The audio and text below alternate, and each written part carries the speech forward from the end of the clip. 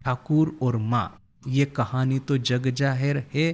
ठाकुर ने माँ को एक बार कहा था, जब माँ वहाँ पे नहबत में रहती थी, तो ये जो मछुआरे है सब, ये जो मछली पकड़ने के लिए जो मछुआरे आते हैं और उनकी वाइफ, उनकी स्त्रियाँ, तो ये स्त्रियाँ सब वहाँ पे गंगा के घाट पे बैठ करके वो दुनिया भर का वो जो होता है ना चर्चा, गोसिप, वो गोसिप किया करती थी। तो ठाकुर ये सब गोसिप कभी कभी सुनते थे अपने कमरे में से। तो ये तो सब बातें कर रहे हैं कि अरे माँ शारदा को तो संतान हुआ नहीं है, पता नहीं उनके पति के क्या सब कमजोरी है या वॉट एवर। तो शायद जाकर के माँ को कुछ सलाह भी देती होंगी कि संतान प्राप्ति के लिए कुछ औषध है, दवाई है या जादू टोना है, ऐसा कुछ कीजिए तो शायद संतान प्राप्त हो जाए। तो जो भी है, ठाकुर ये सब सुनते थे। तो जाकर के एक बार माँ के पास में विनती करते हैं, कहते हैं देखो मेरे पास में सब कुछ है, किंतु मैंने उसको ईश्वर की सेवा के लिए, ईश्वर प्राप्ति के लिए मैंने सब कुछ समर्पित कर दिया है, माँ काली के सामने बलि प्रदत्त कर दिया है। तुम मेरे पे, तुम मेहरबानी करके वो मेरे पे ये सब दवाई, ये सब जादू टोना, यह सब मेरे पे मत करना। तो माँ कभी करने वाली नहीं थी। ठाकुर ने बोला, ठाकुर का नेचर था बच्चे जैसा, छोटा बच्चा कैसा बीच बीच में वो नर्वस हो जाता है, एंग्जियस हो जाता है। नरेन कुछ कहता है तो ठाकुर सीधे माँ काली के पास में जाके कहते हैं कि नरेन कहता है कि ये तो चातक पक्षी नहीं, ये तो चमगादड़ है। फिर माँ काली ठाकुर को आश्वासन देती है कि अरे नहीं, वो तो बच्चा है, उसको क्या पता। तो वो नरेन कुछ कहता है, हाजरा कुछ कहता है, तो ठाकुर वो नर्वस एंग्जियस हो जाते थे, माँ काली के पास में कहने को दौड़ जाते थे। क्यों? क्योंकि माँ जगदम्बा ने ठाकुर को एक बालक की अवस्था में रखा था। तो ठाकुर में ये बालक भाव था, बोल करके माँ शारदा के पास में आकर के इस तरह से बोलते हैं। हमको पता है कि माँ इस तरह का जादू टोना या औषध या दवाई का प्रयोग ठाकुर के ऊपर में कभी नहीं करने वाली है।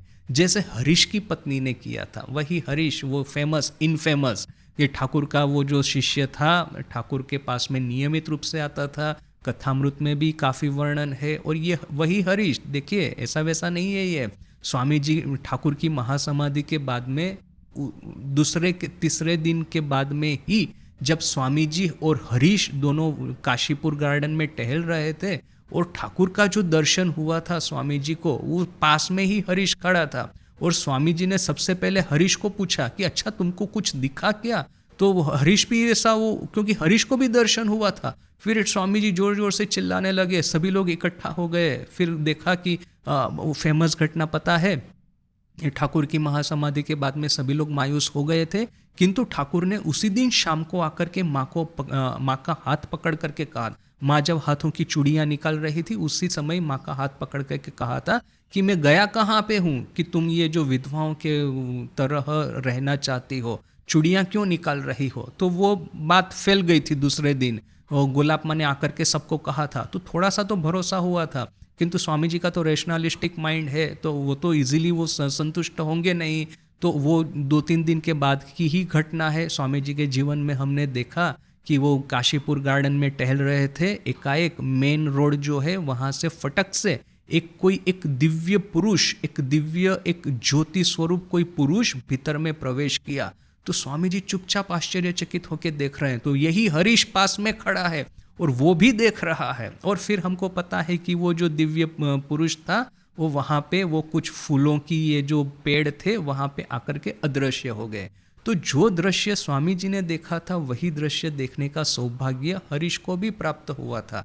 तो ये वही हरीश कि उसकी पत्नी ने उसके, क्योंकि वो पत्नी के साथ में संबंध नहीं रखता था, बोल करके कुछ दवाई वगैरह कुछ ऐसा खिला दिया कि उसका माथा खराब हो गया। फिर जयराम बाटी जाकर के माँ को परेशान कर रहा था। फिर माँ ने उसकी पिटाई की एक बार अच्छे से, तब कहीं जाके उसकी अकल ठिकाने आई थी। तो देखिए कि यह सब होना वो कोई आश्चर्य की बात नहीं है, यह सब घटनाएं होती रहती थी। ठाकुर तो बड़े प्रैक्टिकल थे, ठाकुर को पता था। तो अभी देखिए कि हरीश की पत्नी और माँ शारदा दोनों में डिफरेंस क्या है। वो हरीश की पत्नी में भोग वासना होगी, तो वो भोग वासना से प्रेरित होकर के उसने हरीश पे यह सब गड़बड़ करने का प्रयास किया था। माँ का हृदय एकदम 100% पवित्र था, शुद्ध सात्विक हृदय था। माँ को ठाकुर ने स्वयं षोडशी के रूप में, जगदम्बा के रूप में पूजित किया था, पूजा था।